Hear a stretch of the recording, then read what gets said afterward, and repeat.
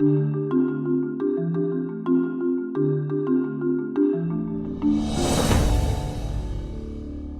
next speaker is a member of the class of 2013 and a 2007 Teach for America Los Angeles Corps member, Stuti Goswamy. What is the American dream, and who gets to dream it?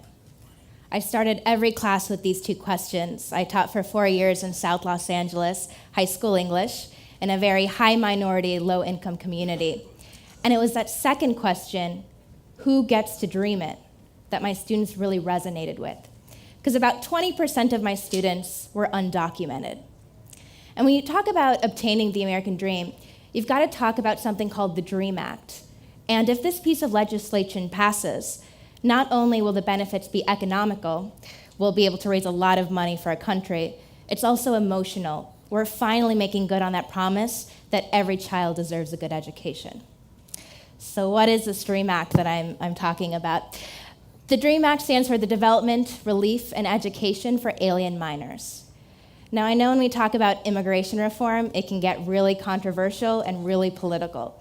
But this is not extreme. This is simply saying certain students, very certain students, this is only people who came to America before the age of 18. So it wasn't on their own volition to come here illegally.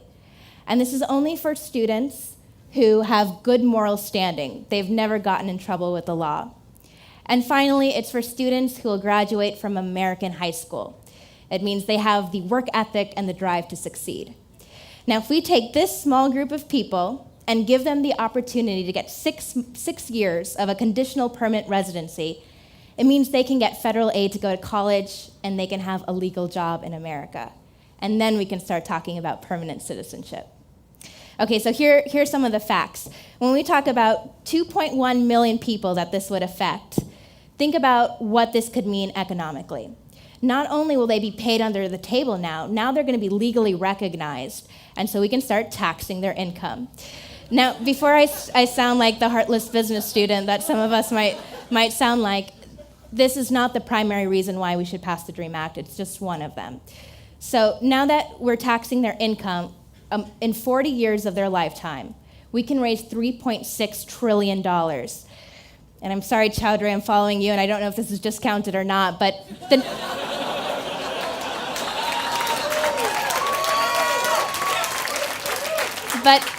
this number is powerful, and especially for a state like California, where there are a lot of undocumented people, this can be very valuable.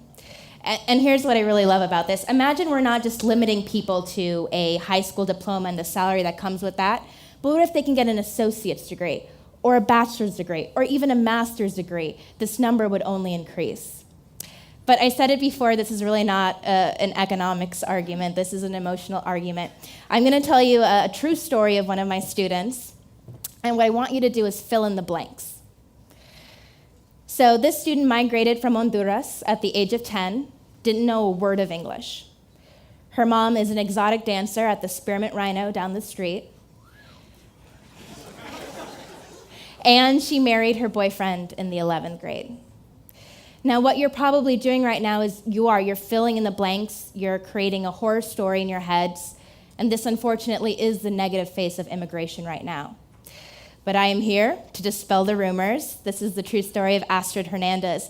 And yeah, she did come at the age of 10, not knowing a word of English, but she worked her butt off and graduated valedictorian of her class.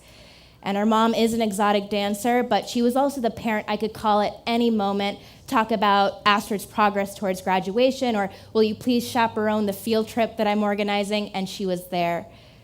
And yeah, Astrid did marry her boyfriend at the end of the 11th grade. And to this day, it remains one of the hardest conversations I've ever had to have. Miss, I'm thinking about marrying Stephen. Astrid, no, you are way too young. But miss, he's an American citizen.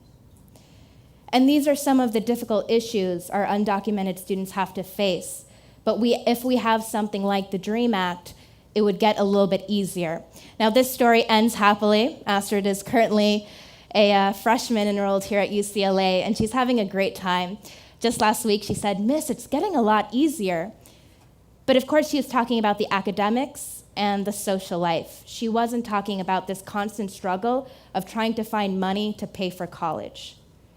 Now, if we pass something like the DREAM Act in the future, we're giving students the opportunity to not have this be the end of their successful lives. This is the proudest moment yet in my life. It was my first senior class graduating high school. And it's a transitional moment, right? Graduation, it's that opportunity to see what will come, all the great things about to happen. And that's true for most people. But for that 20%, it's not always. I remember when we would be drafting college essays, personal statements, there would be that 20% that would drop their pencils and be like, "What's the point, miss?" And to be honest, I didn't know what the point was. So if we pass something like the DREAM Act, we're giving students the opportunity to have a life after this, and not only to be able to identify what is the American dream, but to be able to say, "I can dream it." Thank you.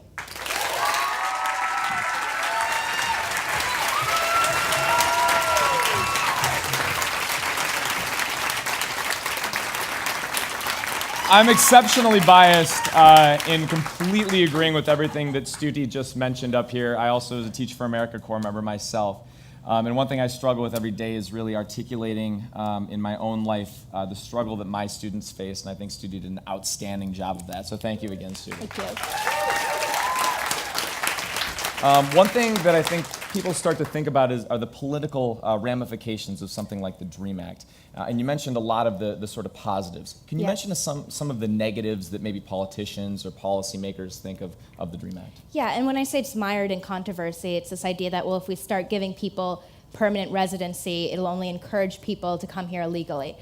And I think that's why those 3 specifications about how you have to be under the age of 18, you have to graduate from American high school is very important. So immigration reform needs to happen.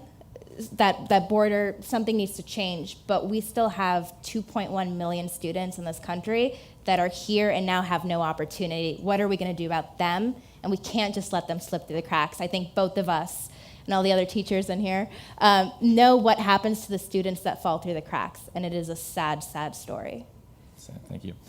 And actually at this point, just to make sure that we're really maintaining the spirit of TED, we'd actually like to take 1 or 2 questions from the audience, if anybody has one for Stuti. And don't tell me you've just been sitting here and pondering this the entire time. You must have a question. I can go on all day. She and I can sit up here and talk for hours about this. Please. Stuti, why business school? Stuti, why business school is the question. Well, I'm coming off a recruiting season, so I can answer that.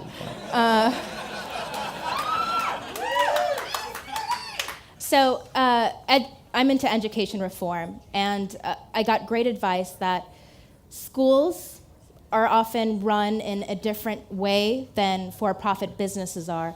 And maybe if we can take some of the good qualities of for-profit businesses and incorporate that into the education system, we would reap the benefits. And that is why I'm in business school. Time for one more question. Just a second, you're going to get mic'd up quick. There you go, yeah, hand way up.